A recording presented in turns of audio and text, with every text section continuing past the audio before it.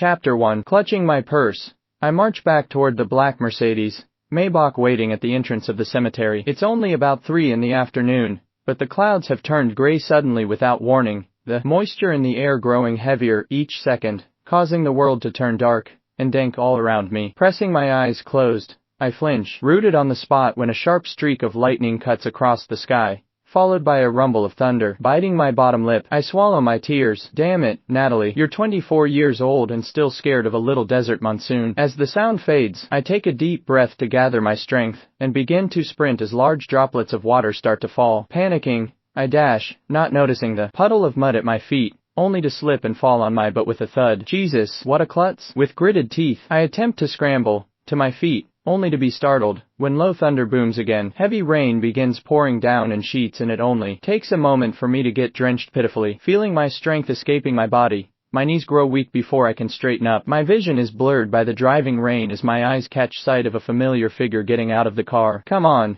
Nat, just a few more steps. Get up. I give up my attempt as the skies grumble again while my hands subconsciously find their way to cover my ears. The cold air seeps into my skin, and I shiver harshly. I can't be sure if it's because of my fear, the chilling wind through my damp clothes, or the icy cold glare coming from the approaching figure of a man carrying a black umbrella. Within a few breaths, he successfully rescues me from my pathetic pit of mud and despair and seamlessly deposits me on the passenger seat. I purse my lips as he throws his coat over me, blasting the heater and adjusting the vents so that they're all aimed directly at me. I stutter when he shoots me a look. His jaw is clenched, and his steel gray eyes look deadly as he squints ever so faintly. I didn't mean it. I'm sorry. MMH, he hums simply. Averting my gaze, I bow my head and stare at the droplets of water through the window as he maneuvers the vehicle from behind the steering wheel. I close my eyes and utter a silent prayer when lightning flashes again. Fortunately, the noise is muffled in the cabin of the car, and the ride back home is quick. I get out of the vehicle the moment it pulls to a stop in the driveway. Without sparing the man another glance, I sprint up the stairs and head straight to my bedroom. My clothes are already mostly dry,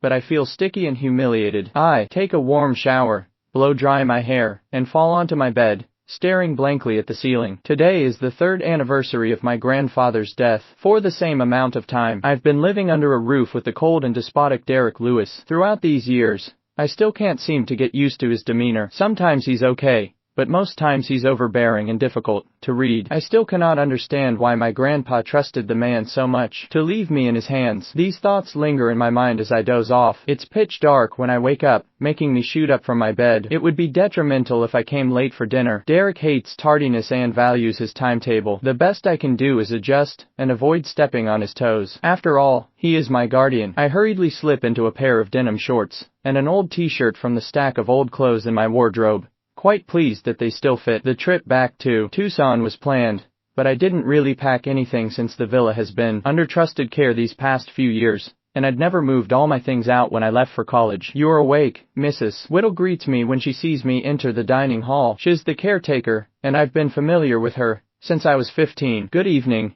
I greet back with a smile. Settling on my chair, my eyes fall on the man sitting at the center of the long table. He looks at me grimly, as if I've committed a crime. I shudder uncomfortably. I dozed off.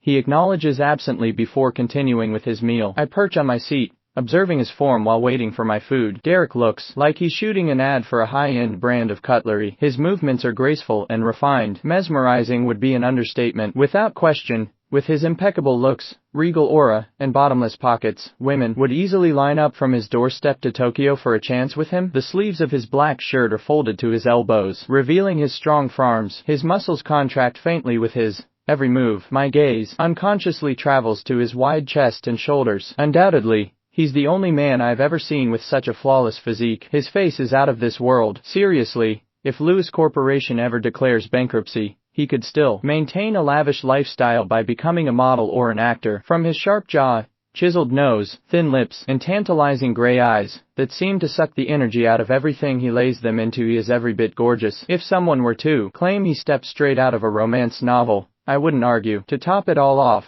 he's only in his early 30s and already possesses everything any woman could desire in a partner. I can't help but wonder why he's still single. I snigger inwardly, realizing that regardless of how perfect he seems, he's human too. He's not actually flawless, and because of that, He possesses the greatest flaw, his attitude. Any woman would want a warm and happy life full of love. Derek cannot offer them that. He's a statue, after all, soulless, ruthless, and devoid of emotion. Eat, Derek orders. Pulling my thoughts back to the present, I feel heat creeping up my cheeks when I realize he just caught me staring at him. Sheet, Mrs. Whittle arranges my cutlery and I focus on my meal in silence. From the corner of my eye, I observe Derek finish eating, but he remains seated, scrolling on his phone impassively. When I'm done with my meal, I feel his eyes linger on me. Your grandfather entrusted you to me for one reason. Starting on Monday, you'll be learning how to run Quinn Industries. You'll be taking over your family's business soon, he states gruffly, breaking his silence. I frown and raise my head to meet his gaze. I just graduated. I was hoping I could take a little break, I plead timidly. He frowns in disapproval. Ms. Quinn, there are many people who cannot afford for you to take a break. Quinn Industries employs thousands of people, and whether you like it or not, their livelihoods are in your hands. This is a serious responsibility. I look down, my hopes deflated. I've already planned to catch up with my old friends here in Tucson. I want to take a stroll through the places my parents used to take me and reminisce about how happy my life used to be. Is that too much to ask?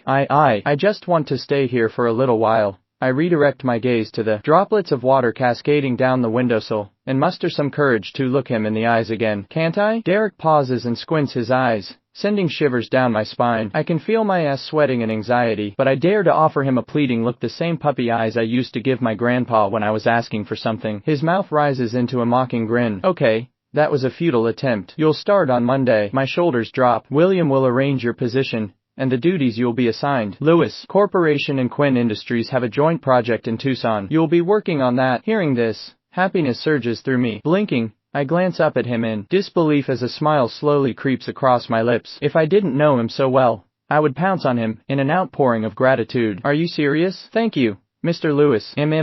He replies before getting up. I watch him climb the grand staircase to his study. Feeling conflicted, I'd hoped to ask him about the possibility of moving out on my own, but he doesn't seem to be in the best mood today. Maybe tomorrow,